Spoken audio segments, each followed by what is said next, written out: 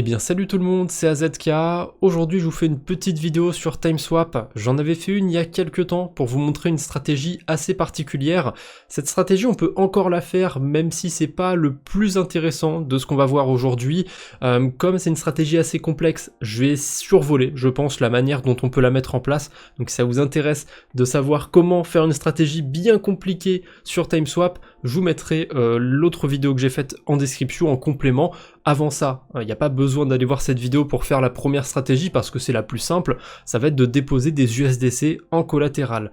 Alors TimeSwap c'est pas une plateforme comme AAV, c'est une plateforme un peu plus spéciale, donc on peut le voir, on a des dates de maturation sur les pools de liquidité, on va pas pouvoir déposer des USDC jusqu'à une date qu'on a choisie, la date elle va plus ou moins être limitée, mais actuellement on peut déposer des USDC et choper 2% d'intérêt en USDC. C'est pas ça le plus intéressant, hein. Le plus intéressant c'est les rendements bonus, 60% d'intérêt en token Alchemix, et je surveille la pool depuis 2-3 jours, ça a pas trop bougé le rendement, il y a 100 000 $ de TVL, néanmoins c'est pas folichon, un TimeSwap c'est pas un énorme protocole, mais quand même il y a des stratégies sympathiques à faire, donc hein, on croise les doigts pour pas qu'il y ait beaucoup plus de liquidités qui soient déposées.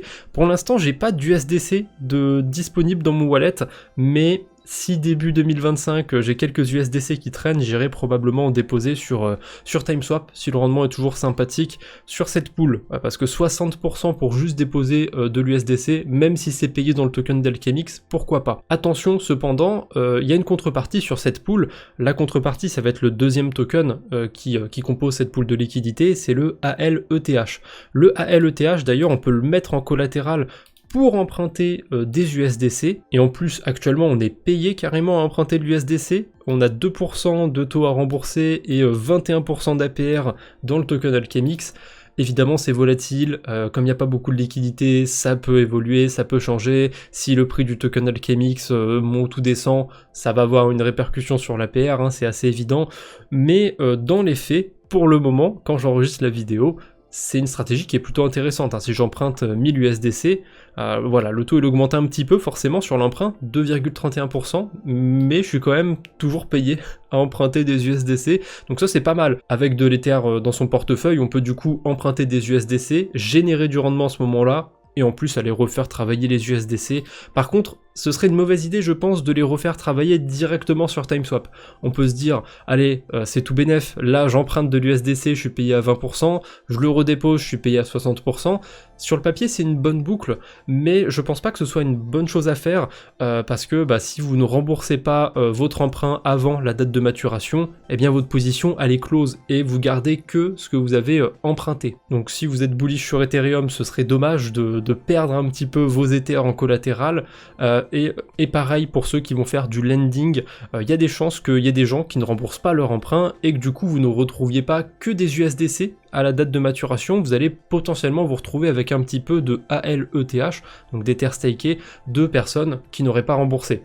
C'est pas dérangeant dans le cas de ceux qui ont déposé des USDC, hein, ce scénario-là il est même plutôt cool, parce que s'il y a des gens qui ont oublié de rembourser leur emprunt, en général ça vous donne des tokens qui valent plus cher que les USDC que vous avez perdus, donc c'est tout bénef. Après, dans le cas où le token ALETH, il y a un problème sur ce protocole, leur LST va à 0, voilà, une catastrophe du côté d'Alchemix, là évidemment les gens qui ont déposé des USDC en collatéral, ils risquent de se retrouver avec des Ethers stakés qui valent plus rien, parce que les gens n'auront pas intérêt à rembourser leurs emprunts dans ces cas-là. Bon, après c'est quand même un cas où le token d'Alchemix, le token de liquid staking va à 0 ou prend une grosse claque.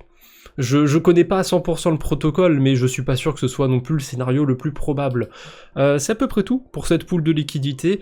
Ensuite, on a deux autres pools, une du côté Optimism et une du côté Arbitrum, qui sont sympathiques aussi. Je vais commencer par celle du côté Optimism, parce que c'est la plus simple et la plus sympathique. Cette fois-ci, c'est pas des USDC qu'on va pouvoir venir déposer, c'est des tokens OP, et on a des rendements bonus. D'ailleurs, quand on vient déposer ces tokens OP, alors 36% en token OP, ça c'est cool, ça je suis d'accord, mais les 86% APR en token time, ne les prenez pas en compte, ça veut rien dire, le token time n'existe pas encore, c'est des points on va dire que vous farmez, donc pour moi c'est un peu trompeur de mettre une valeur sur ces points, sur ces pré-tokens qu'on farm, donc prenez en compte que le rendement en token OP sur cette pool de liquidité, pareil, sur les autres pools il y en a d'autres où il y a des tokens time qui sont dans l'équation, les prenez pas en compte. Moi je trouve que c'est une mauvaise idée, mais bon, peu importe.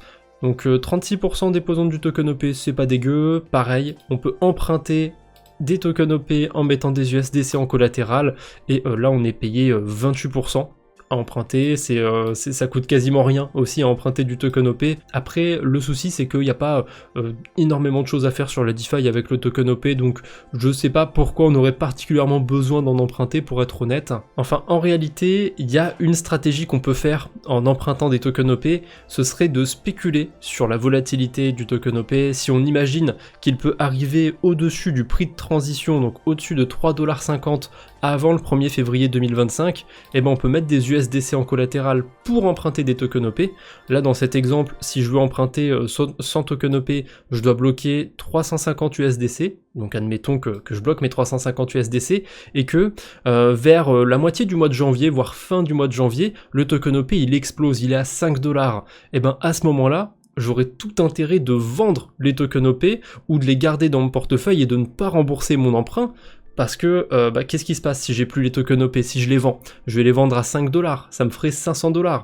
J'aurais plus intérêt à rembourser mon emprunt. Pourquoi je rendrais les 100 tokens OP pour avoir 350 USDC quand je peux les vendre pour avoir 500 USDC? Évidemment, hein, là je sors un scénario qui est quand même qui a assez peu de chances de se réaliser, je pense, mais on peut spéculer sur ce genre de choses, et plus le ratio ici, là il y a un ratio de 190%, ça veut dire que le token OP doit faire un plus 90% pour arriver au prix de transition.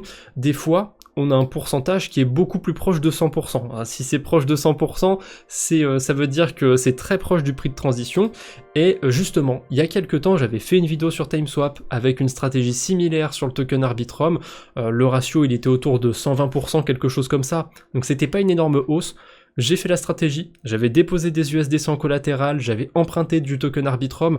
L'avantage de cette stratégie, c'est qu'en général, il y a très peu de gens qui empruntent des tokens Arbitrum, qui empruntent des tokens OP, donc vous empruntez avec un taux qui est ridicule quoi. Là sur Arbitrum, si je veux emprunter 1000 tokens, il n'y a même pas 1% d'intérêt, on est sur du 0% d'intérêt quasiment, donc c'est très intéressant. Après, là vu le ratio, pareil sur Arbitrum c'est 200%, on a un token Arbitrum à 75 centimes, il faudrait qu'il arrive au-dessus de 1,50$ pour que cette stratégie soit intéressante, pour qu'elle soit rentable. Je pense que là on n'est pas dans de bonnes conditions pour envisager ce scénario. Donc qu'est-ce qu'on peut faire d'intéressant sur la pool autour du token Arbitrum? Eh ben on peut éventuellement déposer des tokens Arbitrum en collatéral. Il n'y a pas grand chose à en faire, donc là on est payé uniquement en token time, c'est pas très intéressant, mais le token Arbitrum en soi est pas très intéressant de toute façon, donc je me dis que tant qu'à avoir des tokens Arbitrum, bon, si on peut farmer un airdrop c'est déjà ça. Voilà, c'est à peu près tout, du coup, pour ces stratégies du côté de TimeSwap. C'est évidemment pas les seuls pools de liquidité, il y en a souvent, ça tourne assez régulièrement, mais en ce moment, c'est les trois que je trouve le plus intéressants, surtout celle avec l'USDC et le LST d'Alchemix. Voilà, déposer des USDC avec 60% d'intérêt, honnêtement ça se prend, je crache pas trop dessus. Bref, c'est tout ce que j'avais pour aujourd'hui, je le rappelle quand même en fin de vidéo, le but de cette vidéo c'est pas de faire un conseil en investissement ou quoi que ce soit, de vous dire il faut absolument mettre des liquidités sur TimeSwap, c'est juste que peu de monde parle de ce genre de protocole, parfois ça peut être bien de sortir un petit peu de sa zone de confort, donc c'est pour ça que j'en parle. Voilà, il y a des protocoles comme TimeSwap qui existent, qui peuvent être sympathiques à regarder. Allez, je ne vous embête pas plus, on se retrouve bientôt j'espère, d'ici là portez-vous bien, salut tout le monde!